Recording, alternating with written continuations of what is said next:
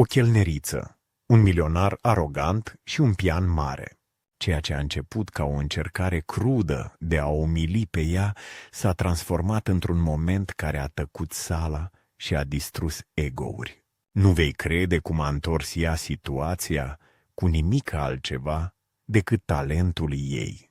Era o seară caldă de vineri, iar zumzetul conversațiilor umplea aerul la La Fontaine, un restaurant de lux ascuns în inima Raleigh, Carolina de Nord. Sunetul paharelor, pașii ușori ai chelnerilor și acordurile slabe de jazz de la un pian din colț creau o atmosferă de răsfăț rafinat. Deborah, o chelneriță de 25 de ani, cu un comportament calm și o scânteie inconfundabilă în ochi, se mișca rapid între mese, echilibrând farfurii și zâmbete. Pentru cei mai mulți clienți, ea era doar o altă față în uniformă, dar în interior purta vise mai mari decât sala de mese luxoasă din jurul ei. Pasiunea lui Deborah nu era să servească mese, era muzică. Încă de când era copil, pianul fusese refugiu pentru ea, un loc unde putea exprima fiecare bucurie, fiecare tristețe și fiecare gând nespus. Dar visele nu plătesc facturile. Lucrând ture lungi la La Fontaine, era o necesitate, o piatră de temelie către Academia de Muzică pe care dorea să o frecventeze. Puțini știau despre talentul ei, cu excepția personalului restaurantului, care ocazional o surprindea furând momente la pianul vechi din camera din spate în timpul pauzelor. În acea noapte, pe măsură ce agitația serii începea să se așeze, ușa s-a deschis și a intrat Leonard Grayson. Instantaneu recognoscibil, antreprenorul bogat a făcut o intrare ca și cum ar fi fost stăpânul camerei. Flancat de câțiva însoțitori la fel de rafinați, Leonard emana un aer de superioritate. Cunoscut pentru limba sa ascuțită și pentru gustul pentru spectacol, prezența lui făcea ca chiar și cei mai experimentați angajați să stea mai drepți. Colegii lui Deborah schimbau priviri înțelese. Leonard nu era un oaspete ușor. Era genul care prospera din a apăsa butoanele oamenilor. Pentru Deborah însă, el era doar o altă masă de gestionat într-o noapte lungă de muncă. Dar aceasta nu avea să fie o seară normală. Pe măsură ce Leonard scana sala, privirea lui s-a oprit asupra lui Deborah. Ceva la ea părea să-i capteze atenția. O pauză momentală, apoi un zâmbet sarcastic. Deborah a simțit greutatea privirii lui, dar a ignorat-o, concentrându-se în schimb pe umplerea paharelor cu apă și curățarea farfuriilor. Dar Leonard nu era gata să renunțe la ea. Decisese deja că ea va fi divertismentul lui pentru noapte. Deborah crescuse într-un oraș mic din Carolina de Sud, unde visele de măreție păreau adesea la fel de îndepărtate ca stelele. Mama ei, un părinte singur și un îngrijitor neobosit, muncise ture duble ca asistentă pentru a se asigura că Deborah și frații ei aveau mâncare pe masă. În ciuda mijloacelor lor modeste, muzica fusese întotdeauna o constantă în casa lor. Discurile vechi de vinil ale mamei și pianul dezacordat dăruit de un vecin erau semințele iubirii lui Deborah pentru melodie. Acest pian devenise evadarea ei. În timp ce alți copii se jucau afară, Deborah petrecea ore întregi învățându-se să cânte. Imita melodiile de la radio, apoi s-a aventurat în piese clasice pe care le găsea în cărțile de muzică second-hand. Talentul ei nu a trecut neobservat. A cântat la biserică, la recitaluri școlare și la evenimente comunitare. Dar recunoașterea nu putea masca obstacolele financiare care se iveau asupra viselor ei. Până când a împlinit 18 ani, realitatea era clară. O carieră profesională în muzică ar trebui să aștepte. Bursele nu au venit, iar responsabilitățile familiale au avut prioritate. Deborah a pus deoparte ambițiile de concert, înlocuindu-le cu practicitatea de a câștiga o existență. Totuși, nu putea renunța complet. Pianul era mai mult decât un vis. Era identitatea ei. Când s-a mutat la Raleigh cu câțiva ani în urmă, Deborah a căutat un loc de muncă la La Fontaine, nu doar din cauza salariului, ci și din cauza pianului mare ascuns în colțul restaurantului. Chiar dacă rare ori avea timp să cânte, doar știind că este acolo, îi oferea un sentiment de confort. Muzica nu o părăsise. Aștepta pur și simplu. În acea noapte, pe măsură ce Leonard și anturajul său își ocupau locurile, Deborah s-a apropiat de masa lor, echilibrând un tavă cu grație. Leonard a comandat un scotch de top și a spus o glumă suficient de tare pentru mesele din apropiere să o audă. Deborah a oferit un zâmbet politicos, în timp ce lua comenzile lor, vocea ei fiind constantă, în ciuda energiei ciudate care radia de la el. "Deborah, ha?" a spus Leonard, aruncând o privire la ecusonul ei. Pare că cineva are multe talente ascunse. Comentariul a surprins-o, dar a dat din cap politicos și s-a îndepărtat pentru a plasa comenzile lor. Nu a observat zâmbetul înțeles pe care l-a împărtășit cu însoțitorii săi, nici modul în care ochii lui îi urmăreau fiecare mișcare. Dar Leonard nu observa doar. Plănuia, iar Deborah se va găsi în curând în centrul unui spectacol pe care nu l-a cerut niciodată. Noaptea a continuat ca oricare alta, cu zumzetul râsetelor și sunetul tacâmurilor umplând sala. Deborah și-a menținut ritmul constant, evitând privirea lui Leonard în timp ce se mișca între mese. Se confruntase cu clienți dificili înainte, dar ceva la el părea diferit. Nu doar nepoliticos, ci calculat. Prezența lui se așeza ca o umbră, făcând-o să se simtă neliniștită într-un mod pe care nu putea să-l alunge. Până când aperitivele au fost servite, Leonard începuse deja spectacolul său, deși nu era tipul pe care Deborah se aștepta să-l aibă. El ținea instanța la masa sa, povestind cu voce tare despre succesele sale și adăugând ironii despre oamenii care nu aveau ambiție. Anturajul său râdea cu dăruire, în timp ce alți clienți aruncau priviri deranjate în direcția lui. Deborah a încercat să rămână concentrată pe sarcinile ei, dar, când s-a întors la masa lui cu o sticlă de vin, Leonard a surprins-o. "Spune-mi, Deborah," a spus el, vocea lui tăind prin zgomot, "ce faci când nu cari farfurii? Cu siguranță o tânără ca tine are vise." Cuvintele lui au oprit-o în mijlocul turnării. Deborah a ezitat, apoi a dat un răspuns prudent. "Cânt la pian uneori," a spus ea încet, sperând să fie scurtă. Ochii lui Leonard s-au luminat, iar un zâmbet viclean s-a conturat pe buzele lui. "Un pianist, hă? Se fascinant. De ce nu ne oferi o mică reprezentație?" Deborah a înghețat. Sala părea să se liniștească, greutatea cuvintelor lui atârnând în aer. "Oh, nu aș putea," a spus ea repede, forțând un râs nervos. "Sunt aici doar să lucrez în seara asta." Dar Leonard nu era gata să renunțe. "Nonsens," a declarat el, vocea lui răsunând. "Acolo este un pian în colț. Arată-ne ce poți.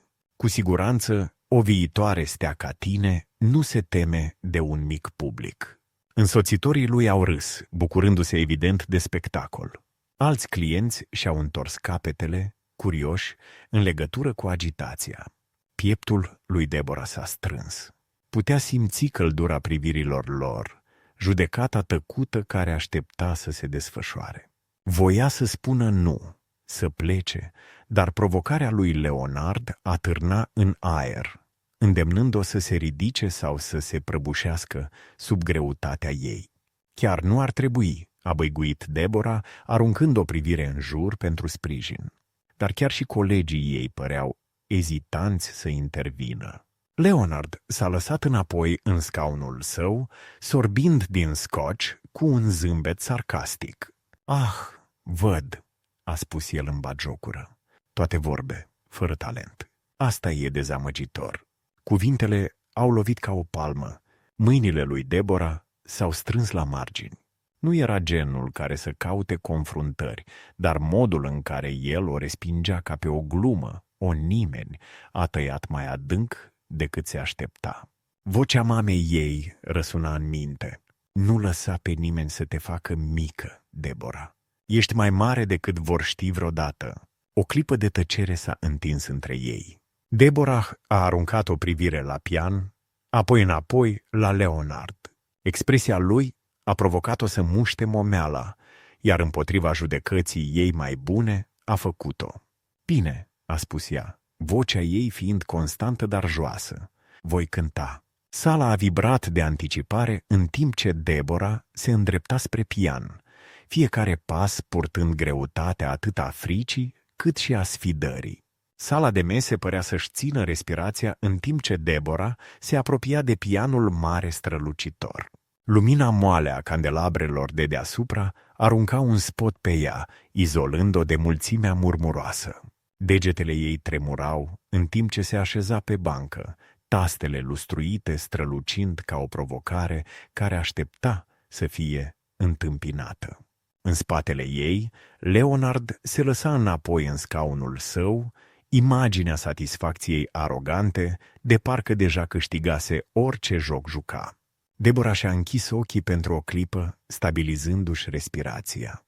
Inima ei bătea atât de tare încât abia putea gândi. Aceasta nu era recitalurile de la biserică sau întâlnirile comunității confortabile pe care le cunoscuse odată. Aceasta era diferită, aceasta era ostilă, dar nu mai era cale de întoarcere acum. Și-a așezat mâinile pe taste, simțind suprafața lor rece sub degete. Primele note erau blânde, ezitante, aproape fragile.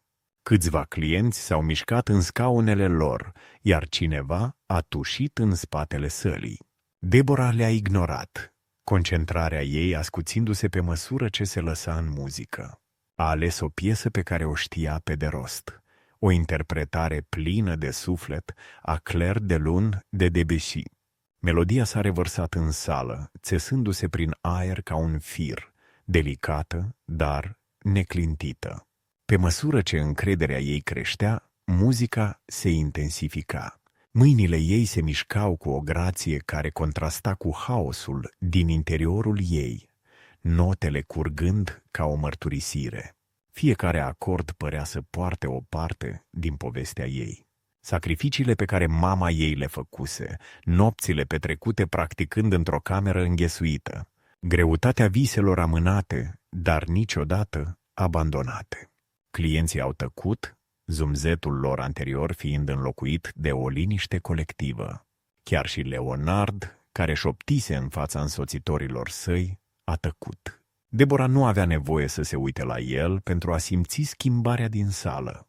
Energia batjocoritoare se disipase, înlocuită de ceva ce nu putea numi, poate uimire, poate umilință.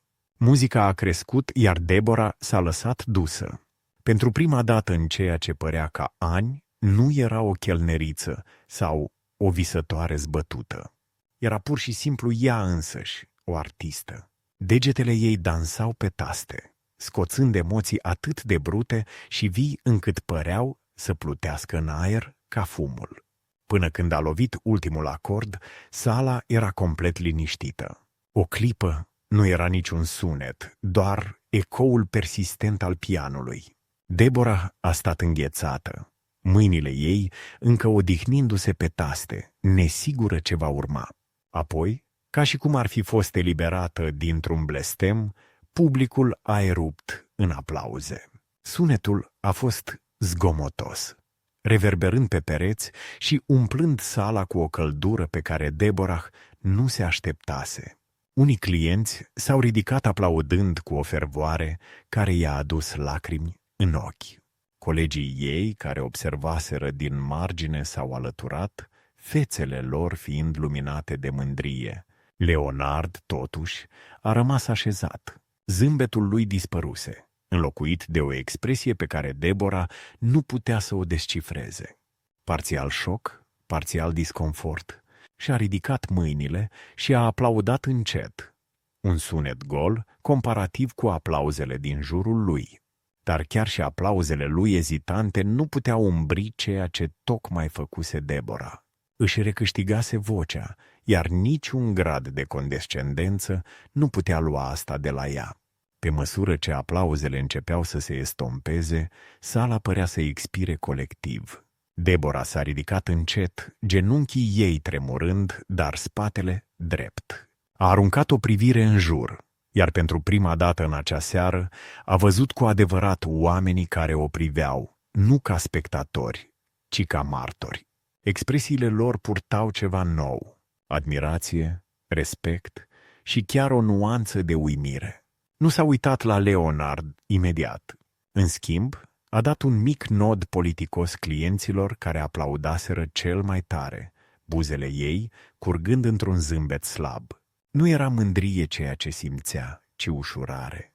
Ușurare că nu lăsase frica să o reducă la tăcere.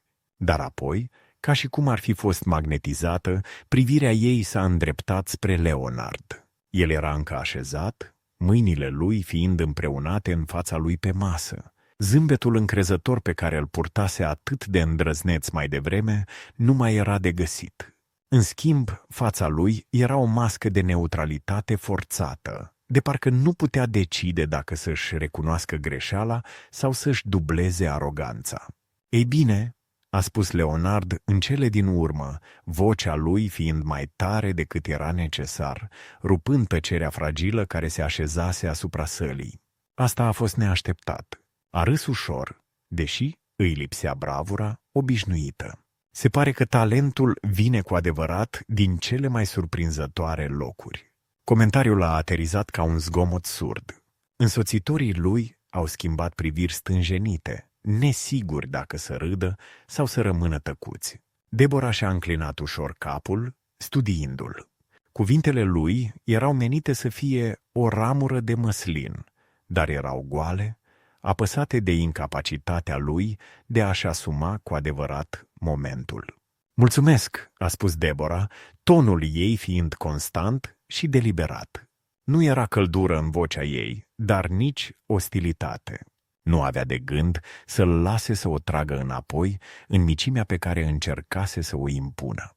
Performanța ei vorbise mai tare decât orice răspuns pe care l-ar fi putut oferi. Leonard și-a curățat gâtul, vizibil incomod sub greutatea privirilor colective din sală. A făcut un gest către chelner pentru o altă băutură, o încercare slabă de a-și recăpăta calmul. Ai un dar destul de mare, a adăugat el aproape cu reluctanță. Deborah a dat din cap odată, privirea ei fiind neclintită. Toată lumea are un dar, a spus ea, greutatea cuvintelor ei fiind deliberată. Este modul în care alegi să-l folosești care contează. Sala părea să-și țină din nou respirația, înțepătura subtilă a răspunsului ei, unduind prin aer. Nu era tare, nu era agresiv, dar era suficient. Leonard s-a mișcat în scaun, aerul său obișnuit de dominație, alunecând tot mai mult cu fiecare secundă care trecea. Clienții au început să-și întoarcă atenția înapoi la mesele lor, deși energia din sală se schimbase complet. Acolo unde fusese odată zumzetul tăcut al privilegiului și prefăcătoriei, acum era ceva mai bogat, o înțelegere comună, poate chiar respect pentru chelnerița care le reamintea tuturor de puterea autenticității. Dar Leonard nu era doar umilit, era expus, iar niciun grad de farmec nu-l putea proteja de adevăr. Toată lumea din sală acum vedea. Deborah s-a îndepărtat de pian, greutatea momentului așezându-se în pieptul ei. Colegii ei o întâmpinau cu zâmbete tăcute și încurajări subtile. Când s-a întors la stația ei, încă mai avea o muncă de terminat, dar ceva în postura ei se schimbase. Capul ei era ținut puțin mai sus, mișcările ei mai deliberate. Masa lui Leonard se liniștise. Anturajul său, care râsese atât de liber pe seama ei mai devreme, acum evita contactul vizual, conversația lor fiind diminuată.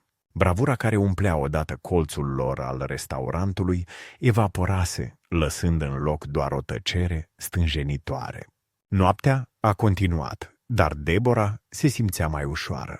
Fiecare pas pe care îl făcea prin sala de mese părea mai intenționat, încrederea ei înflorind într-un mod pe care nu se așteptase. Pe măsură ce umplea paharele și curăța farfuriile, clienții o opreau pentru a-i oferi cuvinte de apreciere. "Ești incredibilă," a spus o femeie mai în vârstă cu blândețe, în timp ce Deborah a așezat o cană de cafea. "Nu cred că am auzit vreodată ceva atât de emoționant." "Continuă," a adăugat un alt bărbat. "Ai ceva special. Nu lăsa pe nimeni să-ți spună altceva." Deborah le-a mulțumit cu umilință tăcută, inima ei umflându-se de recunoștință. Acestea nu erau doar complimente. Erau validări ale tot ceea ce muncise, tot ceea ce visase să devină. Leonard, totuși, nu era atât de generos. Când Deborah s-a apropiat de masa lui pentru a-i aduce nota de plată, el s-a uitat la ea cu o expresie care oscila între supărare și admirație reluctantă. "Ai făcut punctul tău," a spus el, tonul său fiind tăios. "Nu e nevoie să o freci." Deborah s-a oprit, întâlnind privirea lui direct. "Nu a fost niciodată vorba despre a dovedi ceva pentru tine," a răspuns ea, vocea ei fiind calmă, dar fermă. "Am vrut doar să cânt." Leonard nu a avut răspuns. Se figetă cu băutura lui, prezența lui, odată impunătoare, fiind redusă la un freamăt stânjenit. Dinamica puterii se schimbase complet, iar toată lumea de la masă știa asta. Pe măsură ce Leonard își scria semnătura pe nota de plată, unul dintre însoțitorii săi, un bărbat mai tânăr cu un comportament mai blând, s-a uitat la Deborah și a spus: "Ai fost uimitoare." Cu adevărat. Sinceritatea din vocea lui a surprins-o, iar pentru o clipă a văzut o scânteie de umanitate într-un grup pe care îl considerase superficial. "Mulțumesc," a răspuns ea, oferind un zâmbet mic înainte de a se îndepărta. Noaptea s-a încheiat cu Leonard și grupul său plecând în liniște, ieșirea lor obișnuită grandioasă fiind înlocuită de o retragere grăbită. Deborah i-a privit plecând, fără a simți triumf sau amărăciune. Nu se mai gândea la Leonard. Mintea ei era deja la următorul pas. Bacșișurile din acea noapte au fost neobișnuit de generoase, suficiente pentru a-i acoperi chiria și a-i lăsa puțin în plus pentru lecții de pian. Își amânase. Pe măsură ce a închis și a mers acasă, aerul rece umplându-i plămânii, Deborah a simțit ceva ce nu mai simțise de ani de zile. Certitudine. Nu era doar o chelneriță și nu era doar o visătoare. Era o artistă, iar nimic, nici cuvinte bagiocoritoare, nici dificultăți financiare, nici frica, nu putea lua asta de la ea. Dar pe măsură ce mergea, gândurile ei nu erau asupra conflictului din noaptea respectivă. Erau asupra viitorului, unde visele ei păreau în sfârșit mai aproape ca niciodată. Deborah s-a așezat pe banca uzată din apartamentul ei mic, degetele ei alunecând peste tastele pianului ei vechi. Sunetul nu era la fel de clar sau bogat ca pianul mare de la La Fontaine, dar nu conta. Muzica venea din inima ei, așa cum a făcut întotdeauna. În acea noapte, ceva s-a schimbat în interiorul ei. Nu doar un moment de triumf, ci o realizare că talentul ei nu era ceva ce trebuia să ascundă sau să justifice. Era al ei și era suficient. În zilele care au urmat, evenimentele de la restaurant au devenit o poveste locală. Clienții care fuseseră martore la reprezentația ei au împărtășit povestea, iar vestea a început să se răspândească. Câteva zile mai târziu, Deborah a primit un apel de la un bărbat care fusese la masă în acea noapte.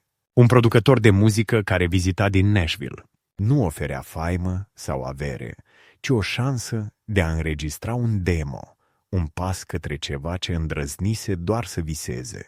Deborah a fost de acord, nu pentru că credea că îi va schimba viața peste noapte, ci pentru că părea ca o ușă care se deschidea, una pe care nu se temea să o treacă.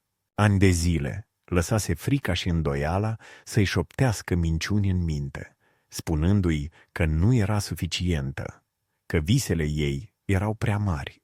Dar acum vedea adevărul. Reziliența și autenticitatea erau cele mai mari puncte forte ale ei. Incidentul cu Leonard Grayson nu a fost doar un spectacol umilitor transformat în victorie. A fost o reamintire a puterii integrității. Leonard, pentru toată bogăția și bravura lui, nu avea nimic care să o diminueze. El reprezenta fiecare voce de îndoială cu care se confruntase vreodată, iar ea l-a redus la tăcere cu nimic altceva decât puritatea meșteșugului ei. Oricui îi urmărea povestea, mesajul lui Deborah era să nu lași pe altcineva să-ți definească valoarea. Lumea este plină de Leonard Grayson, oameni care își proiectează insecuritățile asupra altora pentru a se simți puternici. Dar adevărata putere vine din a rămâne ancorat în cine ești și lăsând pasiunile tale să vorbească mai tare decât ridiculizarea lor. Pe măsură ce a închis capacul pianului și și-a odihnit mâinile pe lemnul uzat, Deborah a zâmbit. Călătoria ei era departe de a fi încheiată. Dar pentru prima dată părea că a început cu adevărat. Tu ce vis ai ținut înapoi din cauza fricii sau îndoielii? Nu aștepta ca cineva ca Leonard să te testeze. Fă-ți pasul înainte acum. Dacă povestea lui Deborah te-a inspirat, abonează-te pentru mai multe povești de reziliență și triumf. Povestea ta ar putea fi următoarea.